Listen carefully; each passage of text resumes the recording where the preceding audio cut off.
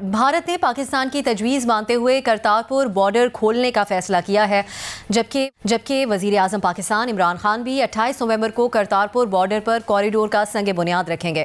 بھارتی حکومت ضلع گرداسپور میں ڈیرہ بابا نانک صاحب سے لے کر بین الاقوامی سرحد تک کرتارپور کوریڈور قائم کرے گی۔ اس کو ایک مثبت پیش رفت کہا جا رہا ہے۔ اسی پر ہم سوال رکھ رہے ہیں اور سوال اس طرح سے ہے، بھارت کرتارپور تعمیر کے لیے تیار، پاکستانی آرمی چیف کی مذاکرات کی بحالی کی پیشکش، کیا بھارت میں انتخاب سے پہلے مذاکرات میں مثبت پیش رفت ہو سکتی ہے؟ صافی صاحب اور امتیاز عالم صاحب سے اس پر ہم بات کریں گے۔ امتیاز صاحب، کس طرح دیکھ رہے ہیں ساری صورتحال کو آپ؟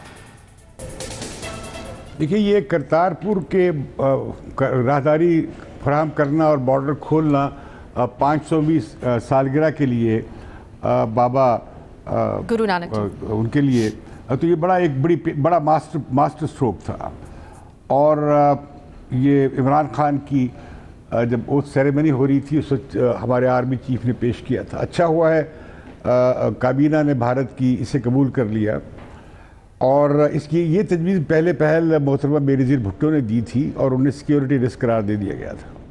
ابھی جو ہمارے آرمی چیف صاحب نے کہا ہے کہ مذاکرات کا راستہ لیں، میں سمجھتا ہوں بہت اچھا ہے۔ میرا خیال ہے کہ اس وقت کوئی مکمل ایجنڈے پہ بات چیت شروع نہیں ہوگی، ٹائم لگے گا، لیکن کچھ اقدامات کیے جا سکتے ہیں، جیسے ویزا کو آسان کیا جا سکتا ہے، اور جیسے ٹریڈ کا ایگریمنٹ پہلے سے ہوا ہے جو ہوا تھا زرداری صاحب کے زمانے میں، جو پاکستان کے بہت انٹرسٹ میں ہے، اور جس میں پاکستان کی ساری بزنس کمیونٹی شامل تھی۔ اب میں سمجھتا ہوں کہ اسے ایک ہمیں دعوت دینی چاہیے، بھارت کی طرف ایک پھینکنا چاہیے تجویز کہ وہ اس تجارتی معاہدے میں دستخط کر لیے جائے۔ ابھی جو ہوا ہے وہ مثبت ہے امتیاز صاحب، لیکن صافی صاحب، یہ جو بھارت میں انتخاب ہونے جا رہا ہے اس سے پہلے مذاکرات کے اوپر بات آ سکتی ہے بحالی پر؟ نہیں، قطعاً نہیں، میرا نہیں خیال۔ وجہ اس کی یہ ہے کہ جو نریندر مودی ہے وہ ایک جنونی ہے، اور اس کی جنونیت کا بنیادی ایک عنصر پاکستان دشمنی اور پاکستان مخالفت ہیں، اور ہسٹوریکلی بھی یہ ہوتا رہا ہے کہ جو انتخاب کا وقت قریب آتا ہے تو پاکستان کے خلاف نفرت اور غصہ اور بیشنگ کو وہ لوگ بڑھا دیتے ہیں۔ اور ابھی تو نریندر مودی تو مستقل اسی رستے پہ عمل پیرا ہے۔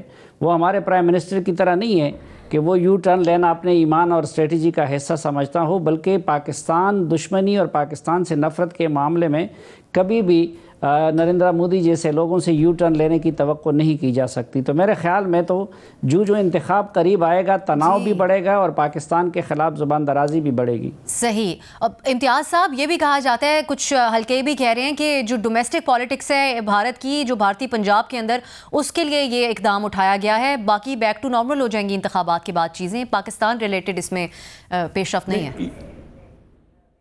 دیکھیے، یہ میں نے جیسے کہ ماسٹر اسٹروک تھا، اور اس سے بھارت کی حکومت زیادہ دیر اس سے انکار نہیں کر سکتی تھی، لیکن میں یہ نہیں کہہ رہا کہ جو سٹرکچرڈ یا 8 نکاتی جو ایجنڈا تھا اس کے مذاکرات بحال ہوں گے، لیکن میں یہ کہہ سکتا ہوں کہ جو دوسرے کانفیڈنس بلڈنگ میجرز ہیں جیسے ویزاز ہیں یا ٹریڈ ہے، اس پہ بات چل سکتی ہے۔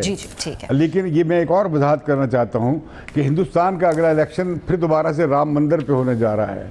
اس میں پاکستان کی چھوٹی موٹی پخ ہوگی، لیکن بڑا ایجنڈا ہندوتوا کا ہے۔ اور یہ بات کہ ہم بھاجپا سے بات نہیں کر سکتے، میرا خیال ہے ہم نے واجپئی سے بات بھی کی تھی، اور یہ مودی بھی ماڈل ٹاؤن تشریف لے آئے تھے۔ ٹھیک ہے۔ صافی صاحب کچھ ایڈ کرنا چاہیں گے؟ میرے خیال میں کہ ٹھیک ہے، دونوں ایک جماعت سے تعلق ہے ان کا، لیکن نریندر مودی اور واجپئی کے مزاج اور اپروچ میں اتنا ہی فرق ہے جتنا کہ عمران خان صاحب اور پرویز خٹک صاحب کے اس میں ہے۔ آپ واجپئی کو پرویز خٹک کی جگہ رکھ لیں اور مودی کو عمران خان صاحب کی جگہ رکھ لیں، اس لیے مجھے تو کوئی امکان نظر نہیں آتا۔ خواہش ہماری ہے لیکن ہوگا نہیں۔ صحیح صافی صاحب۔